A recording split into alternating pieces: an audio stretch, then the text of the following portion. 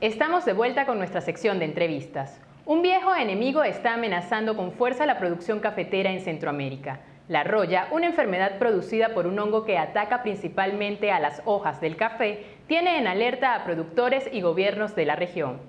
El hongo, que debilita las plantas y provoca que el fruto del café caiga antes de su maduración, no es nuevo para la región, pero en Guatemala, Costa Rica, Honduras, Nicaragua y el sur de México, sus consecuencias nunca habían sido tan perjudiciales como hoy día.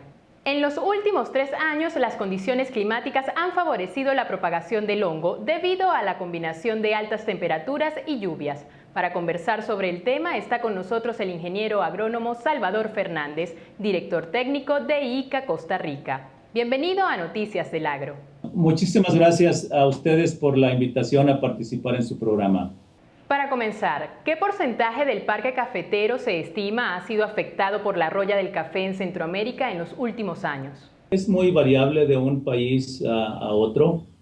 Hay países como El Salvador, Honduras, donde se estima que más de un 70-80% de la superficie sembrada con café ha sido afectada por la roya, y hay otros países por diferentes razones, manejo, etcétera, en que el grado de presencia de la roya en el café es mucho menor.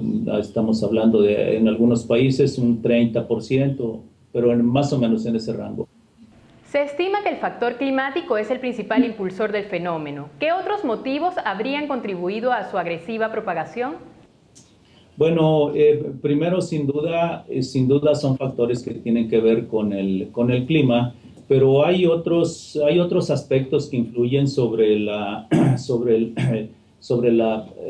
presencia de roya en el café, cuestiones de, como usted señalaba hace algún momento de una pregunta adicional de variedad.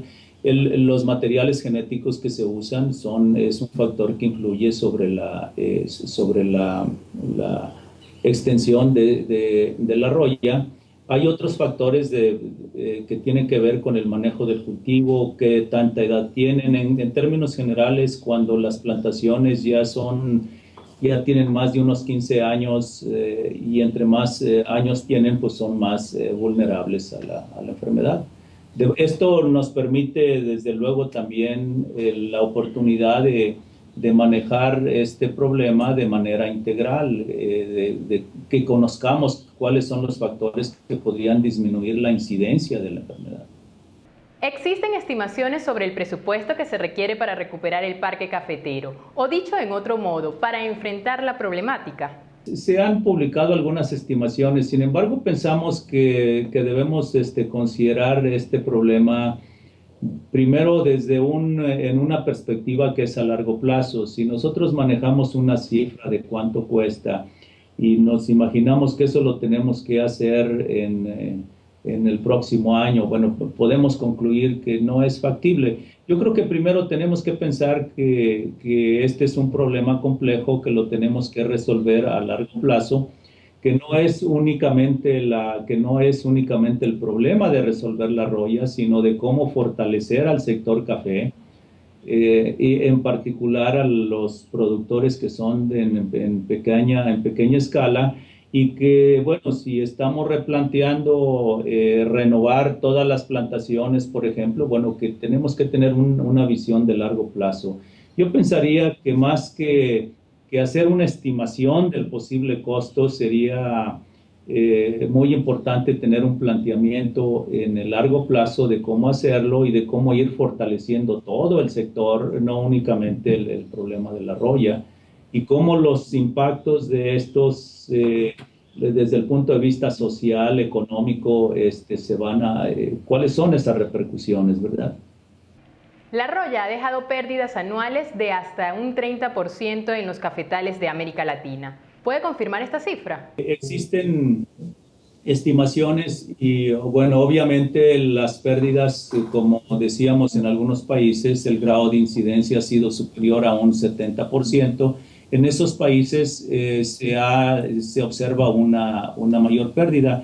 En general, las estimaciones varían entre un 25, 30 o más por ciento, pero también varía mucho de un lugar a otro y en un país de un territorio a otro. Pero sí hay estimaciones sobre las pérdidas económicas y probablemente cuando nosotros decimos, bueno, hay un 30% de pérdidas económicas, también tenemos que considerar que son las poblaciones más vulnerables las que sufren esas pérdidas. Y aquí estamos hablando de las personas que viven de trabajar en las fincas y estamos hablando de productores que tienen menos de 7, 5 hectáreas, ¿no? Entonces, para ellos, si de manera global pensamos que es un 30% nada más, para esos sectores estamos hablando de un impacto muy grande porque es su estrategia de vida la que está en riesgo, ¿no? ¿Y qué impacto ha tenido el problema en términos de empleo para los agricultores? Como la cadena de café, el sector café, que involucra todo el proceso de producción y lo que esto conlleva desde estar atendiendo la plantación hasta la cosecha y después el procesamiento y después la comercialización. El impacto en los empleos es considerable porque influye en todas esas actividades económicas.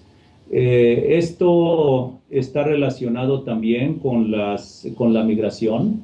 Es un problema complejo y obviamente en estos grupos que dependen del empleo en el sector café, pues también se resiente más este problema, ¿no? Ya para finalizar, ¿nos podría comentar si existen variedades resistentes a la roya? Sí, efectivamente, en Centroamérica y otros países como son la República Dominicana, Jamaica, Perú, existe un programa regional conocido como Promecafé. En el marco de este programa, con el apoyo con trabajo de los institutos del café en los países miembros de este programa, con el apoyo del ICA, de otras instituciones como son el CATIE, que está basado aquí en Costa Rica, y con el apoyo de instituciones internacionales como son el CIRAD, el Centro de Investigaciones Agrícolas para el Desarrollo de Francia. Se ha estado investigando esta opción para el control y manejo de la roya y sí se han identificado fuentes de variabilidad genética que permitiría el desarrollo de variedades que son más tolerantes, sino completamente resistentes y más tolerantes a la roya, y ya hay avances importantes en este aspecto, ¿no? Gracias, ingeniero Fernández, por la participación acá en Noticias del Agro. Muchísimas gracias. Y hasta aquí nuestra emisión de Noticias del Agro. Gracias por la sintonía. Me despido, soy Gileni González. Continúan disfrutando de la excelente programación que nos trae Agrotendencia TV. Corea del Sur y China interesados en café hondureño. México promocionará sus productos agroalimentarios en nuevos mercados. Ecuador exportó 233 toneladas de flores a China en 2015 con ayuda de Internet.